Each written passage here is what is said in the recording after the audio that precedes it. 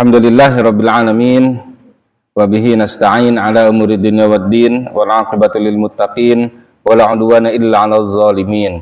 Asyhadu an la ilaha illallah wahdahu la syarikalah wa asyhadu anna Muhammadan 'abduhu wa rasuluhu la nabiyya ba'dah. Allahumma shalli ala sayyidina Muhammad wa ala ali sayyidina Muhammad amma ba'du.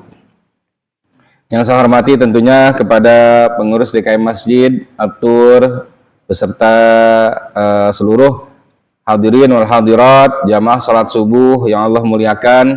Alhamdulillah pada kesempatan kali ini di hari terakhir hari tasyrik ya, tanggal 13 Zulhijjah. Di sini lebaran hari Kamis Pak ya. Nah, jadi berarti sekarang tanggal 13 Zulhijjah. Kalau hari Rabu berarti kemarin hari terakhir tasyriknya begitu. Alhamdulillah Allah masih memperkenankan kita untuk berjumpa kembali di tempat yang penuh berkah ini.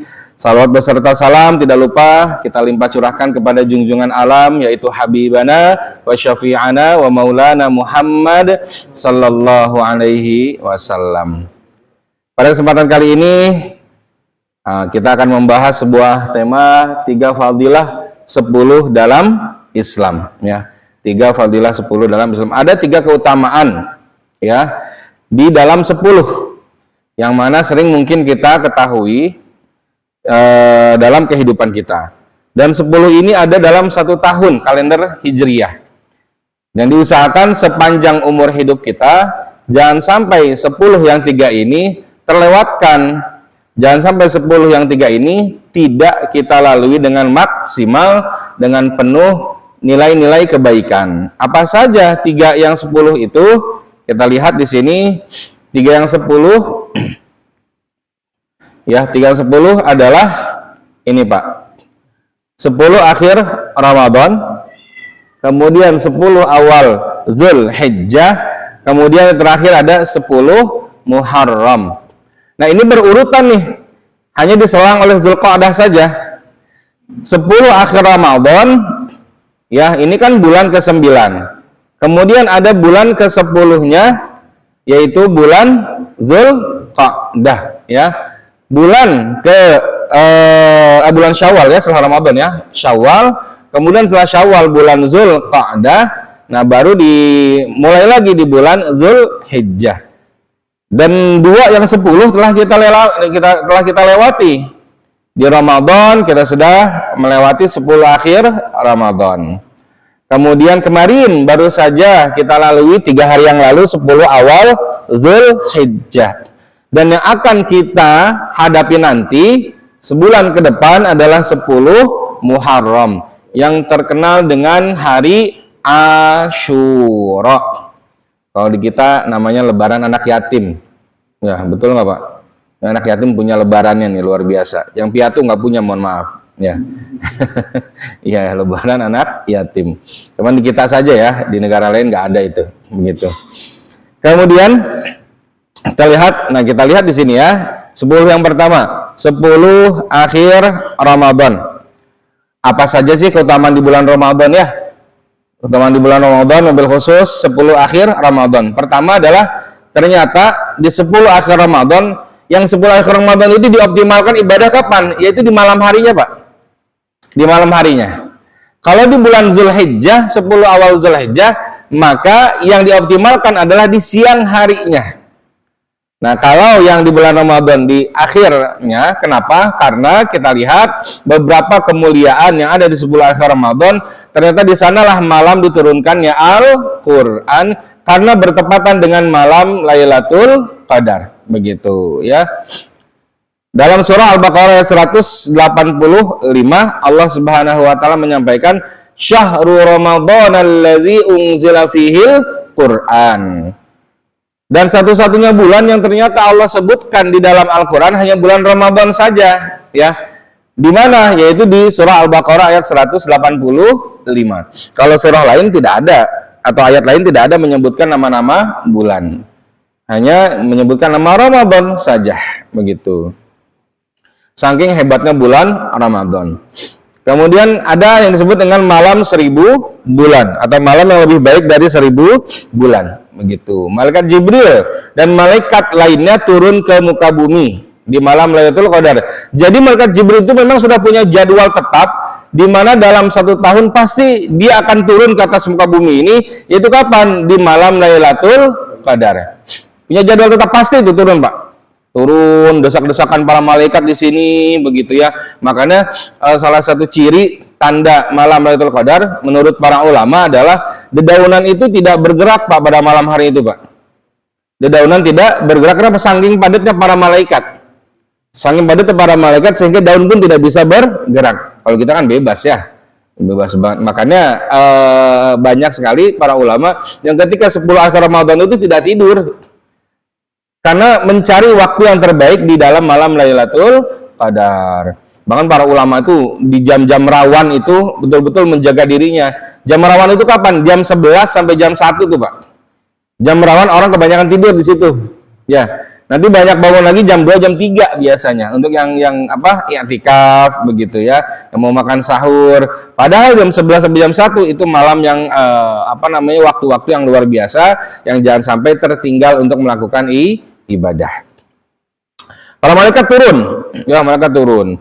Kemudian malam yang penuh kesejahteraan, malam yang penuh dengan keberkahan ya.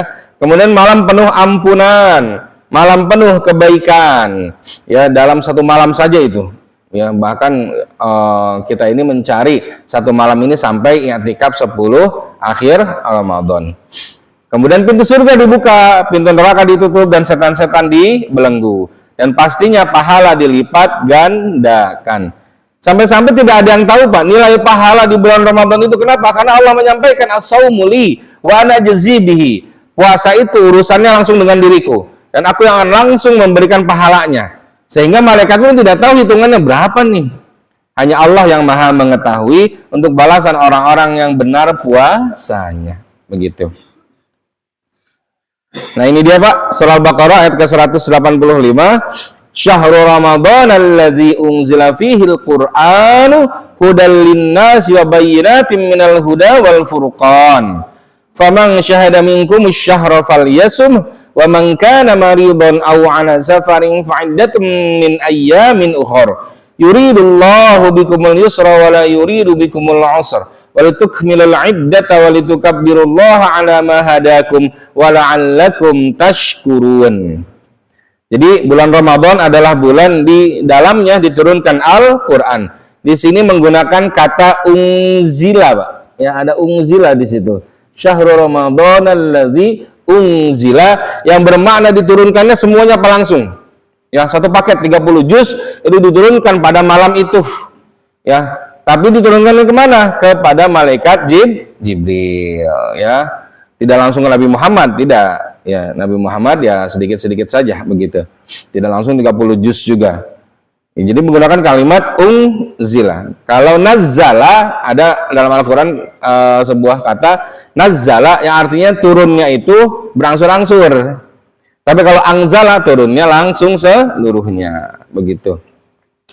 Sebagai petunjuk dan juga penjelasan ya bagi manusia, itu syahrul Ramadan, bulan Ramadan diturunkannya Al-Quran. Pokoknya semua yang nempel sama Al-Quran menjadi baik, Pak. Ya, bulan diturunkan Al-Quran menjadi bulan paling terbaik, bulan Ramadan.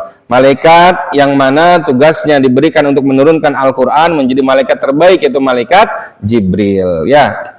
Kemudian malam diturunkan Al-Quran menjadi malam terbaik juga, malam Lailatul Qadar. Nabi yang mana mendapatkan mukjizat Al-Quran pun menjadi nabi terbaik, yaitu Nabi Muhammad sallallahu alaihi wasallam. Makanya orang yang selalu bersama Al-Quran itu orang mulia, Pak.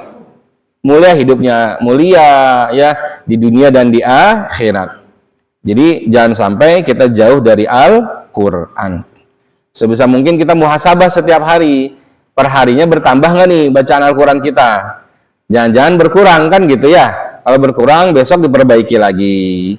Kalau misalnya sekarang ternyata tidak ngaji, besok dipaksakan untuk ngaji. Jangan sampai, seharusnya Pak, jangan sampai kita mencari waktu kosong untuk ngaji. Justru kosongkan waktu untuk ngaji gitu. Kalau nyari waktu kosong buat ngaji mah kayaknya nggak ada ya. Nggak ada, kesibukan kita mah luar biasa ya. Apalagi yang kerja-kerja dari pagi pulang malam, wah itu. Belum waktu buat keluarga, waktu buat kerjaan, kadang-kadang kerjaan dibawa ke rumah gitu ya, nggak beres di kantor, nyampe ke rumah, jadi nggak ada sempat baca Quran. Jadi seharusnya kita memang punya waktu khusus untuk Al-Quran. Ya sambil ngerjain dengerin Al-Quran, tidak apa-apa ya, tidak apa-apa. Kemudian, nah ini surah Al-Qadar yang sama-sama kita hafal ya. Inna anzalnahu fi lailatul qadr. Lailah menggunakan kalimat atau kata lailatun, Pak. Lailatun itu bermakna satu malam full. Ya, satu malam full dari awal malam sampai akhir malam. Jadi diturunkannya Al-Qur'an atau malam Lailatul Qadar itu satu malam full dari mulai awal malam sampai akhir malam, begitu. Kalau dalam surah Al-Isra ayat pertama itu kan menggunakan kalimat atau kata lailan. Ya, lail. Lail itu hanya sepersekian malam saja, Pak.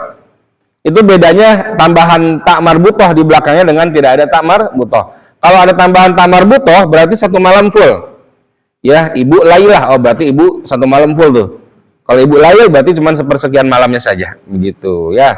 Lail dan lailah. Lailatul Qadar. Wa ma adraka ma Lailatul Qadar. Lailatul Qadri khairum min alfi syahr. Jadi malam Lailatul Qadar itu lebih baik ya, lebih dari 1000 bulan. Itu sebenarnya bahasanya, Pak, ya. Bukan pas 1000 bulan, tidak, tapi lebih baik dari 1000 bulan, begitu.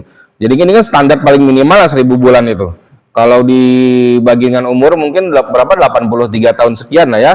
83 tahun itu 1000 bulan. Sedangkan ini bahasanya lebih dari 1000 bulan, begitu. Kalau dapat satu kali, kalau dapat 2 kali, ya berarti kan lebih banyak lagi ya. Apalagi kalau sampai dapat 10 kali, masya Allah itu.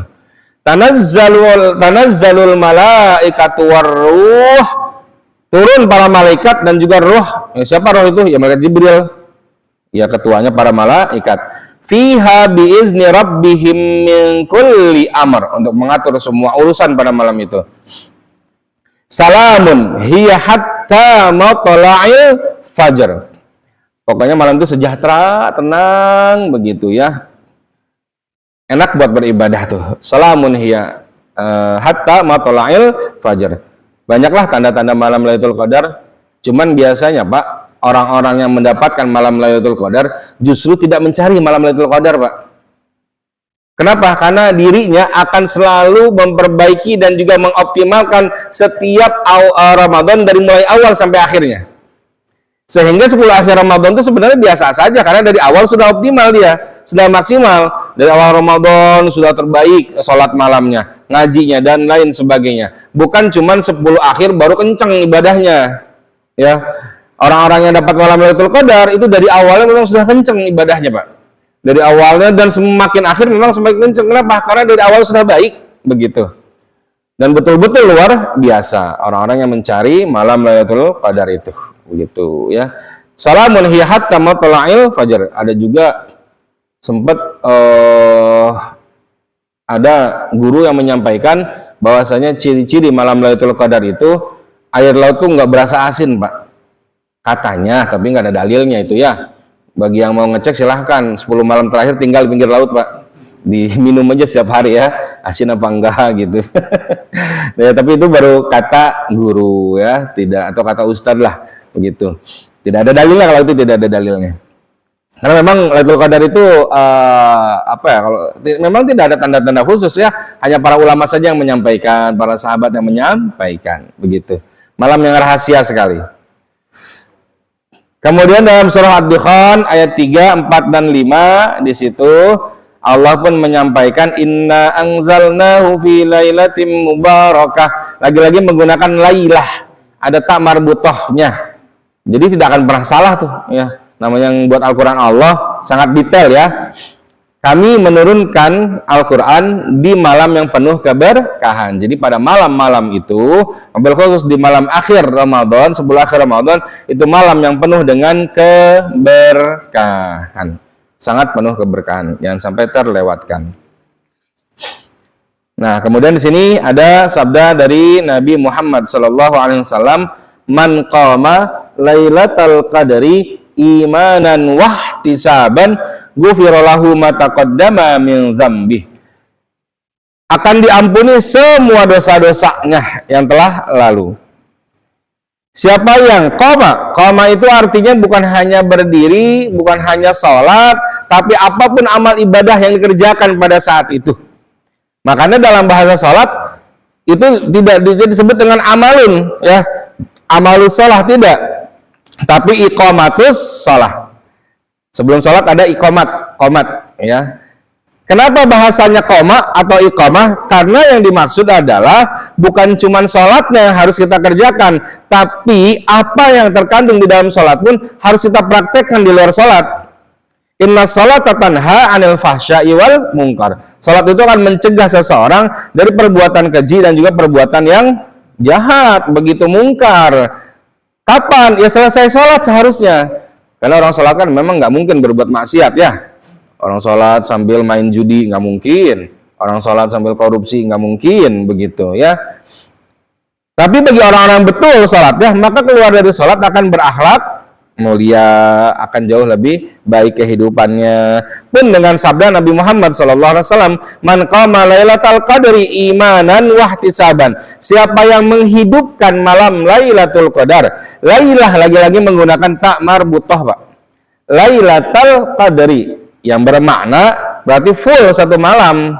Bahkan dalam tafsir Jalalain itu dikatakan, Pak, kitab tafsir Jalalain dikatakan orang yang bermaksiat di malam Lailatul Qadar pun maka dosanya sama, ya, dengan orang yang beramal soleh seperti 1000 bulan. Nauzubillah, ya. Berarti kalau orang bermaksiat di malam Lailatul Qadar berarti dosanya 1000 bulan tuh, Pak. Non-stop gitu dia bermaksiat selama 1000 bulan. Nauzubillah. Man qama lailatul qadri imanan wahtisaban, penuh dengan keimanan dan juga muhasabah diri, ghufira lahu ma taqaddama min dzambi, akan Allah ampuni seluruh dosanya yang telah lalu, begitu ya. Kemudian di sini amalan penting 10 malam terakhir Ramadan.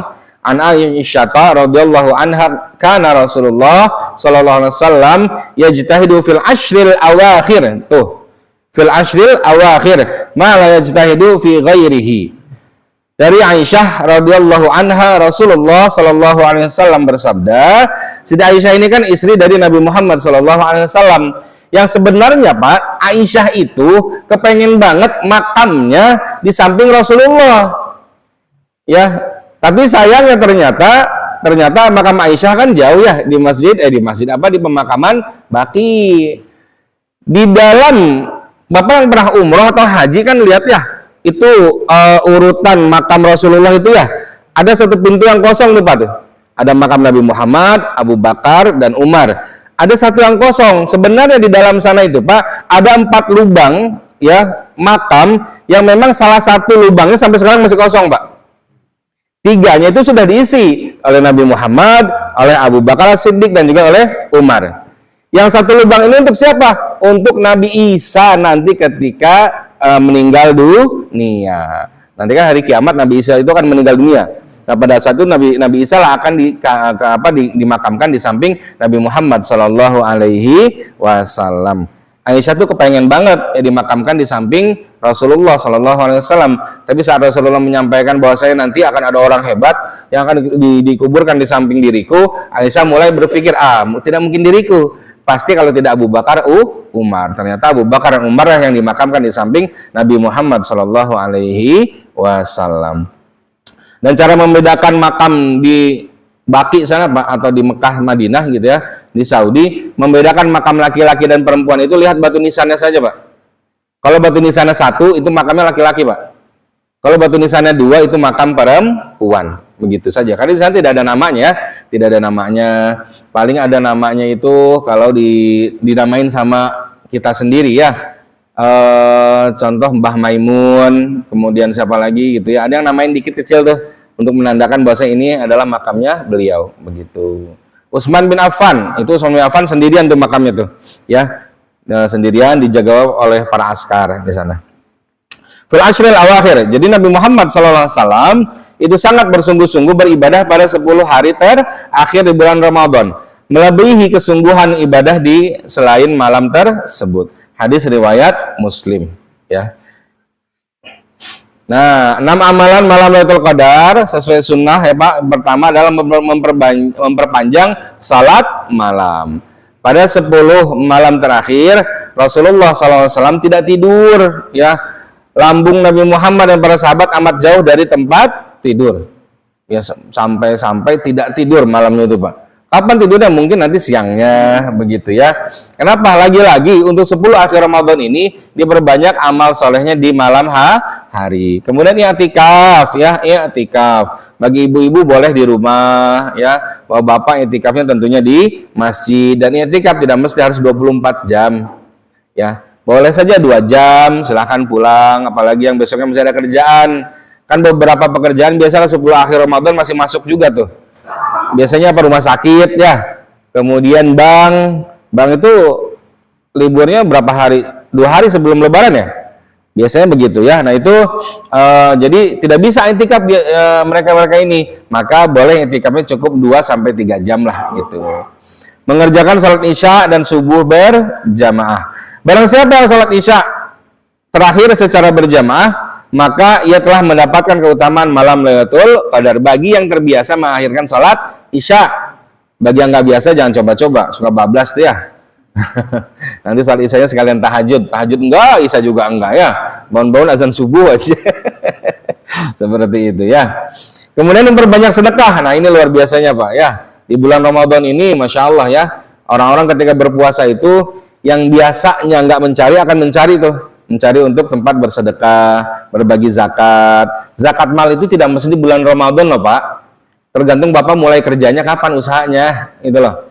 Kalau mulai usahanya mulai di bulan Muharram, ya sudah zakatnya nanti keluarnya mau Muharram. Jangan dipas-pasin Ramadan terus ya. Para mustahik zakat kan hidupnya nggak cuma di Ramadan saja. Ada Syawal, Zulqa'dah, Zulhijjah, Muharram dan lain sebagainya. Maka seharusnya sebulan ada zakat mal bagi setiap muslim, begitu ya. Enggak setiap Ramadan terus zakat mal. Ramadan ini sudah penuh dengan zakat fitrah, begitu ya. Kemudian tilawatul Quran, pasti tilawatul Quran ya. Kemudian baca doa Lailatul Qadar, Allahumma innaka afuwun tuhibbul afwa fa'fu anni. Ini salah satu hadis Pak ya. Saya pernah jadi imam di komplain Pak sama makmum Pak.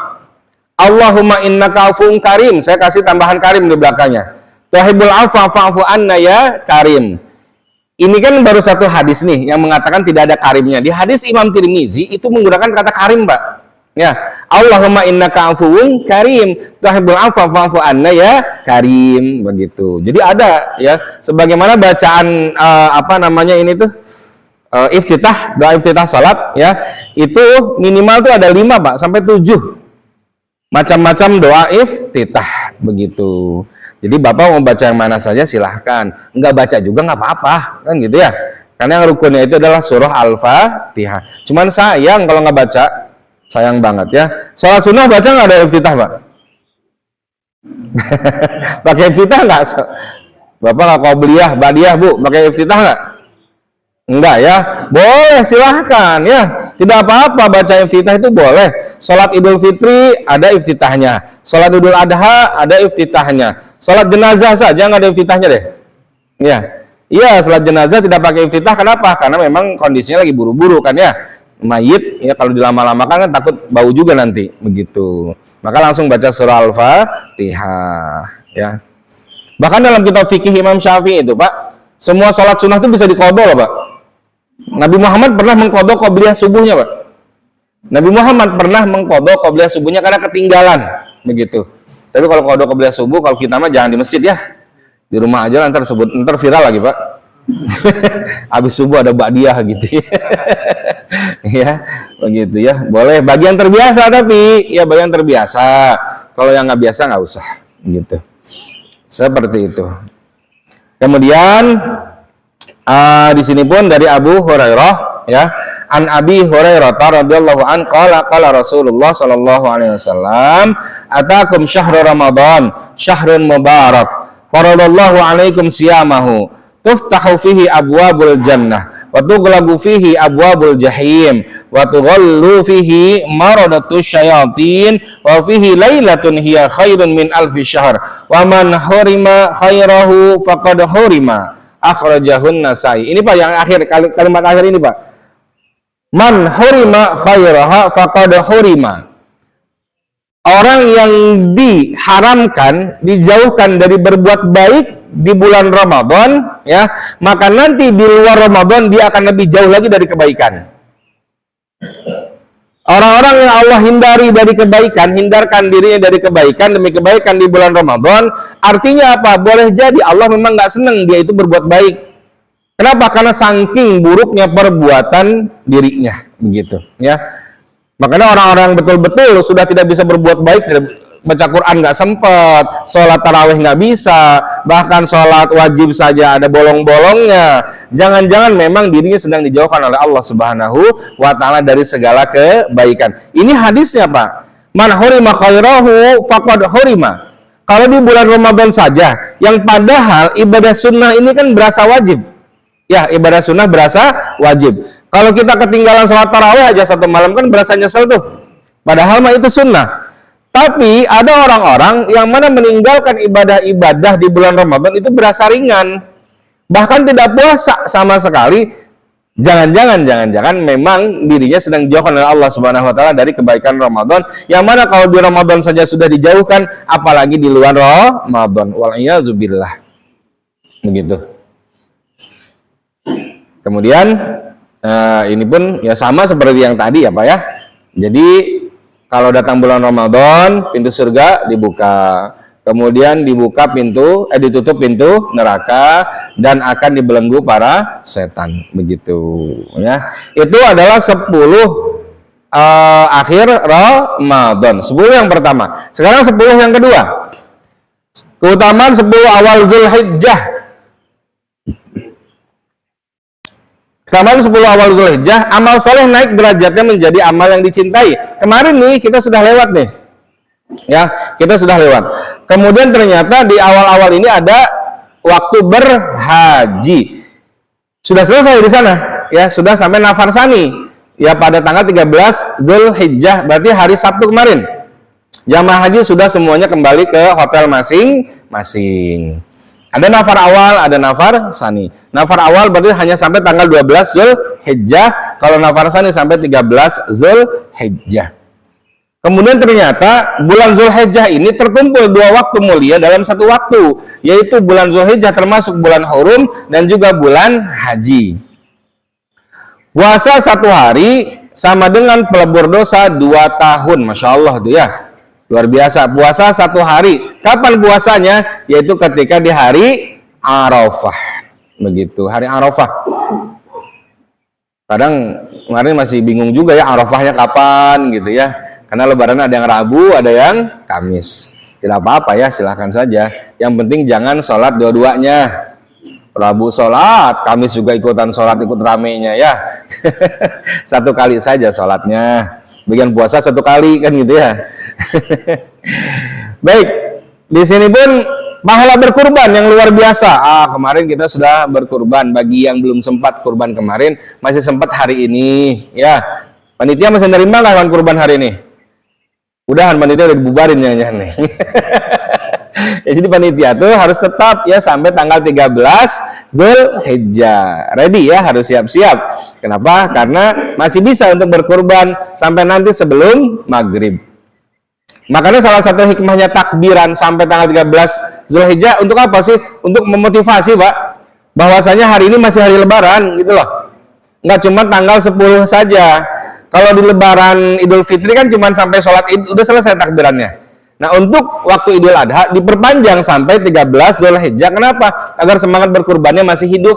Bagi yang belum mampu tanggal 10 masih ada tanggal 11. Tanggal 11 belum mampu masih ada tanggal 12. Tanggal 12 masih belum mampu masih ada tanggal 13. Tanggal 13 masih nggak mampu, mulai nabung untuk tahun depan. Dan tolong ya, jangan suka dibentur-benturkan antara kurban dengan akikah gitu loh. Rame di kampung kan gitu Pak. Kurban seseorang itu tidak akan diterima kalau dia belum akikah itu Pak. Itu di kampung kami Pak di Ciomas ya Abus itu menyebar itu Pak info seperti itu. Akhirnya pada nggak berkurban, padahal akikah juga enggak. Jadi dua-duanya enggak gitu ya. Nah itu jadi bahkan ada juga kalau belum kurban, akikah juga nggak afdol begitu. Jadi bingung yang mana dulu tuh ya. Jadi sebenarnya tidak ada hubungan antara akikah sama kurban. Sudah masing-masing waktunya ya. Kalau mendekati kurban yang berkurban dulu.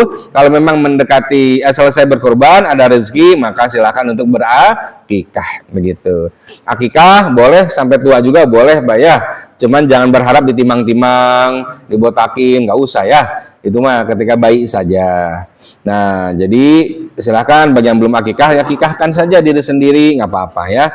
Kemudian pahala beramal di amalan ini dinaikkan derajatnya menjadi dicintai sehingga tentunya pahalanya dilipat gandakan oleh Allah Subhanahu wa taala. Dan ada kabar gembira bagi kita Pak, Bu. Pada tanggal 10 sampai hari tasyrik ini adalah hari diwajibkannya kita untuk makan dan minum. Dan inilah makan minum kita yang paling berpahala, Pak. Kenapa? Karena hukumnya wajib. Kalau kita puasa justru berdosa di hari-hari ini, ya. Tanggal 10, 11, 12, 13, kita setiap makan dan minum bahkan sekarang sarapan pun maka langsung bernilai pahala di sisi Allah Subhanahu wa taala. Karena ini perintah dari Allah langsung. Makan dan minumlah kalian di hari tasyrik, begitu, ya. Seperti itu. Nah, ini dalil-dalilnya, Pak. Kita sampaikan semua dalilnya ya. Ma min ayyamin al-amalu shalih fiha ahabbu ilallah. Tidak ada hari-hari dalam satu tahun ini yang mana amal soleh naik derajatnya menjadi dicintai oleh Allah Subhanahu wa taala kecuali 10 awal Zulhijjah ini. Luar biasa ya. Wala jihad fisabilillah, kata para sahabat. Tidak pula jihad di jalan Allah ya Rasulullah. Rasul pun menjawab, tidak pula jihad di jalan Allah kecuali illa rajulun kharaja binafsihi wa malihi wa lam yarji' min zalika bi syai'in. Kecuali seorang yang berangkat berjihad dengan jiwa dan hartanya, namun dia tidak kembali satu pun. Artinya apa? Meninggal dunia syahid fisabilillah, barulah itu setara dengan amal soleh yang ada di 10 awal Zulhijjah. Dengan kehebatan dan keagungan Ramadan, Pak, ternyata ada hari yang masih luar biasa lagi, yaitu hari 10 awal Zulhijjah. Ramadan dengan berbagai macam luar biasanya utamanya Allah sampaikan, ternyata masih ada amalan-amalan yang mana derajatnya naik dicintai oleh Allah Subhanahu wa taala ketika dikerjakan di 10 awal Zulhijjah ini. Makanya ada orang-orang yang berpuasa sampai 9 hari itu Pak, dari awal Zulhijjah sampai tanggal 9 Zulhijjah. Tidak ada puasa 10 hari Zulhijjah itu tidak ada Pak. Karena tanggal 10-nya kan wajib buka. Ya, wajib makan. Maka puasa itu hanya tanggal 1 sampai tanggal 9 begitu. Tapi saya sarankan di hari-hari raya, di hari besar, kalau memang itu puasa sunnah buka saja Pak. Contohnya hari Jumat, ya. Kalau Bapak ketemu hari Jumat, sudah buka saja, begitu, tidak apa-apa, itu baik, begitu, berpahala. Ya, tapi kalau memang pengen puasa semua pun ya tidak apa-apa sih, ya. Dari tanggal 1 sampai 9 kan pasti ketemu hari Jumat, begitu, ya. Seperti itu. Luar biasa, 10 awal Zulhijjah ini. Kenapa sampai pahalanya luar biasa, ya? Bahkan boleh dikatakan ini mengalahkan Ramadan pahalanya, karena hanya di hari-hari inilah Pak 5 rukun Islam ini bisa berkumpul Pak. Ya, di Ramadan tidak bisa berkumpul, tapi khusus di 5 ini, ya khusus di bulan Zulhijjah ini 5 rukun Islam bisa berkumpul. Ada syahadat, salat, puasa, zakat dan juga apa?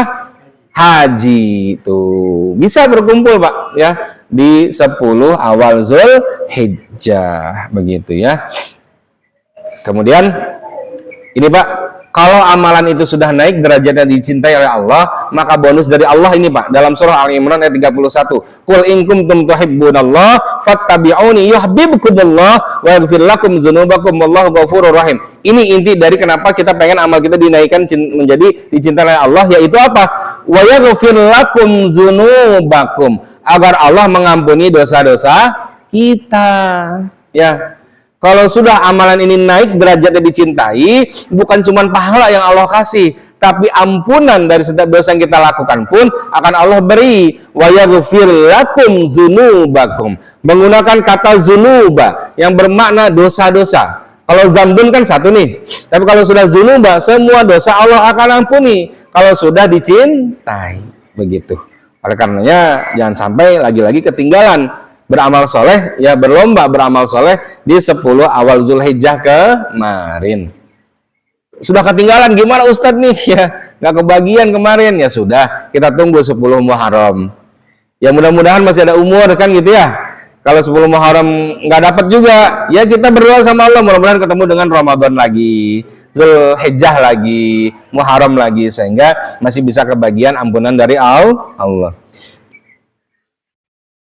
Nah, di sini surah Al-Baqarah ayat 197, Al-Hajju Ashhurun Ma'lumat.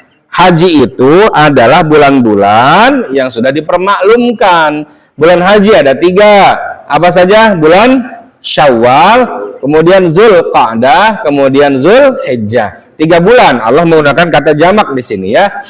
Kemudian dalam ayat ini ada pesan penting dari Allah Subhanahu wa taala di ujung ayatnya itu, Pak. Ini dia, Pak. Wa tazawwadu fa inna khairaz zadi taqwa. Dan berbekallah kalian ya, karena sesungguhnya sebaik-baiknya bekal adalah takwa. Orang yang berkurban itu bukan berarti sedang memberikan seserahan kepada Allah daging dan juga darahnya. Tidak ya. Tapi yang Allah harapkan dari orang berkurban adalah apa? Yaitu nilai takwanya. Begini, Pak. Ini masih kejadian aja, Pak. Sampai hari ini orang-orang panitia kurban, mohon maaf, mudah-mudahan di sini tidak terjadi, males banget ngurusin kurban kambing, Pak. Lebih senang ngurusin kurban sapi. Kenapa? Karena benefit dunianya memang lebih besar daripada kambing, begitu ya. Beberapa juragan sapi bilang ke saya, Pak, bahwasanya orang yang bisa ngejualin kambing saya gitu ya, di bulan Zulhijjah ini, maka setiap kambingnya akan saya kasih 10%, Pak. Makanya senang, Pak, panitia itu ya, sebagian panitia. Dan bagi yang kambing kan cuma dapat ratusan ribu lah ya. Kalau sapi kan bisa dapat jutaan begitu. Padahal urutan pahala kurban dalam sebuah riwayat begini urutannya, Pak, Bu ya. Jadi pertama, pahala yang paling besar dari kurban itu pertama kurban unta, Pak. Ya, fokus ya, kurban unta, kemudian dilanjut dengan kurban sapi, dilanjut dengan kurban kambing, begitu ya. Kemudian setelah kambing dilanjut dengan unta yang bareng-bareng pahalanya lah ya. Kemudian dilanjut dengan sapi yang bareng-bareng gitu loh. Sehingga sebenarnya pahala berkurban dengan seekor kambing sendirian itu jauh lebih afdal daripada sapi yang rame-rame 7 orang itu, Pak. Pahamnya sampai sini, Pak ya? Ini ulama sampai membagi segitu detailnya, Pak. Kenapa? Karena orang-orang lagi-lagi terlalu fokus pada nilai materi dunianya. Ini 14 abad yang lalu sudah disampaikan oleh para ulama ya, bahwasanya pahala itu bukan dari besaran hewannya, bukan dari banyak dagingnya, tapi dari nilai takwanya. Ini sampai ada, Pak, tetangga saya, Pak, tetangga pinggir rumah saya itu mau berkurban gara-gara nggak kebagian patungan sapi 4 juta satu orang, panitia udah nutup nih, karena cuma satu orang kan nggak bisa beli kambing 4 juta. Akhirnya dia nggak jadi kurban, Pak. Kenapa? Karena malu kalau kurban pakai kambing, tetangganya yang lain sapi. Ini kan mindset yang keliru nih akhirnya nih. Ya, kita udah sampaikan pelan-pelan bahwasanya yang Allah harapkan adalah usaha kita untuk berkurban, bukan jenis hewannya, gitu loh. Ya, kalau memang mampu dengan kambing, pakai kambing saja tidak apa-apa. Kambing sekarang 2 juta, 2 juta setengah kan dapat buat berkurban. Nggak apa-apa, itu memang usaha maksimalnya. Bahkan sampai, Pak, ada tukang marbot, Pak, luar biasa, saya terharu sekali, Pak. Marbot masjid, ya, itu dia nabung selama 1 tahun untuk berkurban, dan saya baru dengar setelah ini baru kemarin sih, Pak, ya, untuk berkurban nabung ke panitia kurban. Pas sampai hari sebelum tanggal 10 kemarin, uang yang terkumpul hanya 3.500.000, sedangkan patungannya 4 juta. Akhirnya dikembalikan 3.500.000 yang ditolak sama panitianya, Pak. Jahat sekali, Pak. Ya, jahat sekali. Saya baru dengar info itu. Padahal kenapa sih 500.000 dari keuntungan itu nggak dipotong aja buat nambahin si bapak gitu loh. Ini kan marbot masjid kan tahu, ya Masya Allah beliau ini kan masjidnya juga nggak besar begitu, mungkin nggak banyak juga yang dikasihnya. Sampai ditolak akhirnya apa? Dia bingung. Saya pengen berkurban, ini mau kemana? Di kampung saya ditolak di sini. Ini kita baru dengar kemarin begitu. Akhirnya kita juga, ya Allah, nggak apa-apa Pak. Ya nanti mungkin bisa untuk tahun depan begitu ya kita usahakan. Mudah-mudahan ada lah 3,5 juta seharusnya ada sih. Ya ada kan Pak ya? 3,5 juta patungan sapi itu ada kan ya? 3 juta juga ada kan ya? Ada itu. Nggak tahu kenapa standarnya dibuat 4 juta aja. Ya itu ya, oknum saja sih Pak, oknum. Cuman kebanyakan oknumnya ya. Seperti itu. Jadi panitia kurban pertama tentu tolong jangan pernah memilah-milih antara hewan apapun, silahkan. Kecuali ada yang mau kurban ayam, tolong tolak. Itu tolak ya dengan keras. Saya mau kurban Ustaz 20 ekor ayam, jangan diterima. Udah ya. Kalau kambing masih lah ya. Sapi, kerbau masih boleh Pak, kerbau. Unta apalagi kalau bisa beli unta Pak, keren Pak ya. Silakan. Jadi begitu ya urutan ulama itu mengumpulkan dalam kitab fikih Pak. Afdolnya kurban pertama dengan unta sendirian ya, baru sapi sendirian, baru kambing sendirian, itu tingkatannya Pak.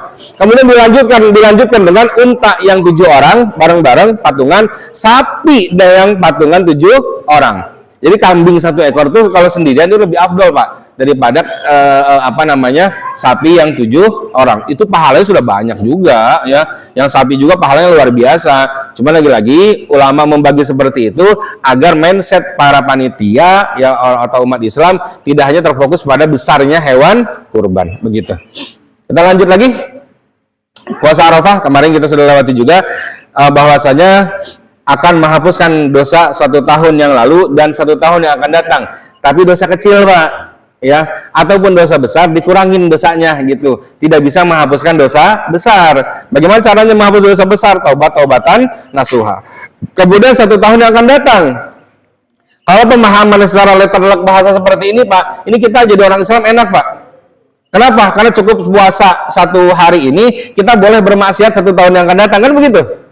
Karena kan dosa udah diampuni nih, begitu ya.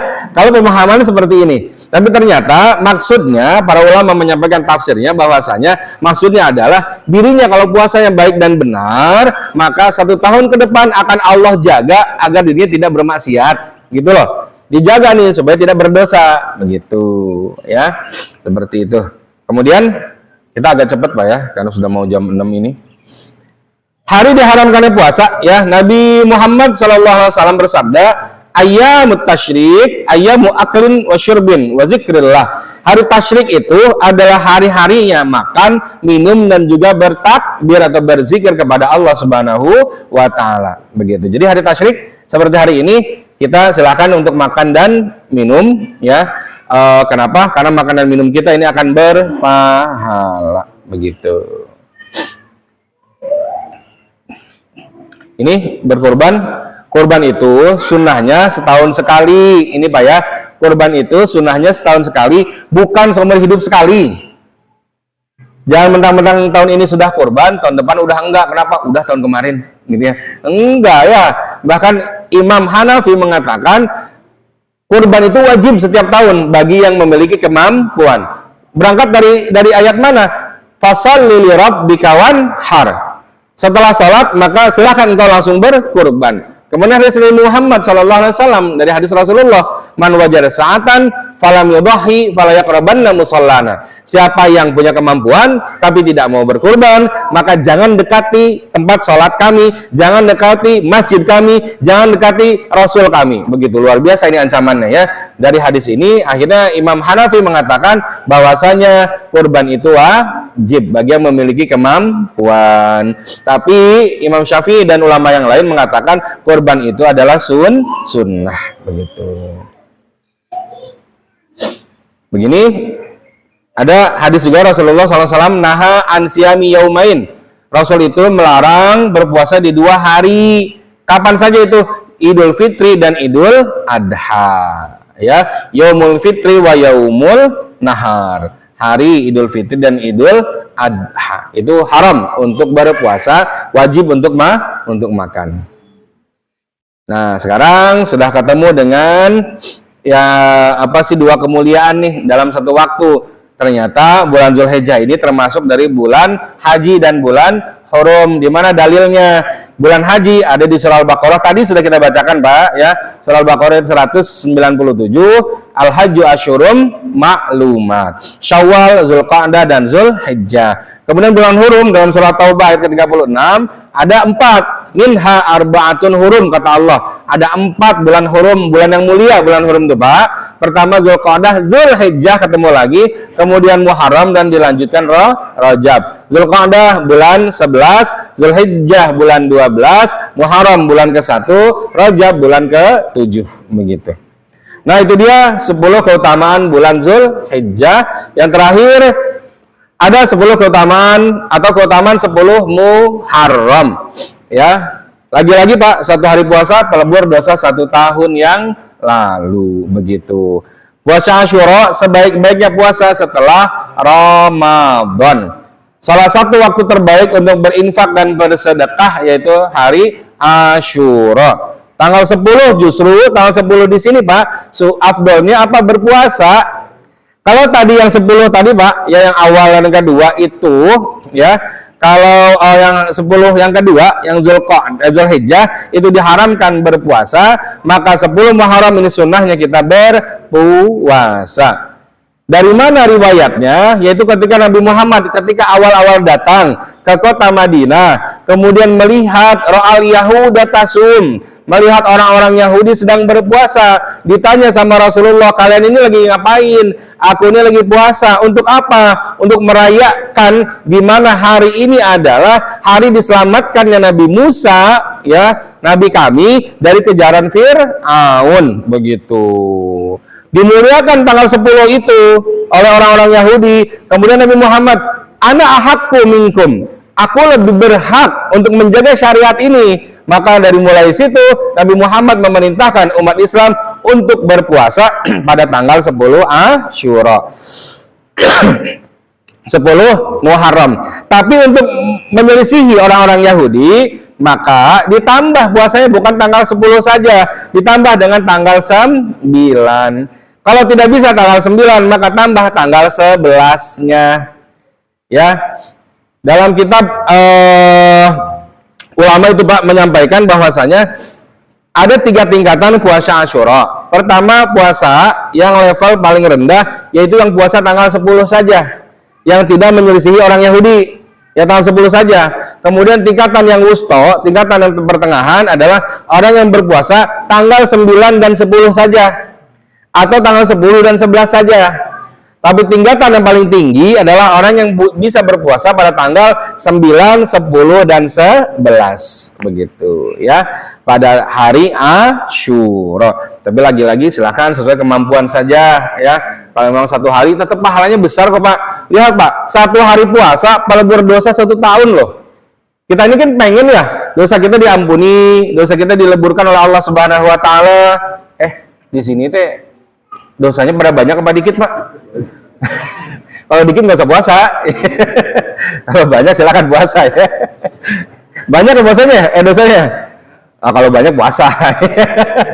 Ya, tapi kalau dikit nggak usah. Paling nggak punya dosa, bangga itu mah ya. Langsung ke surga aja Pak.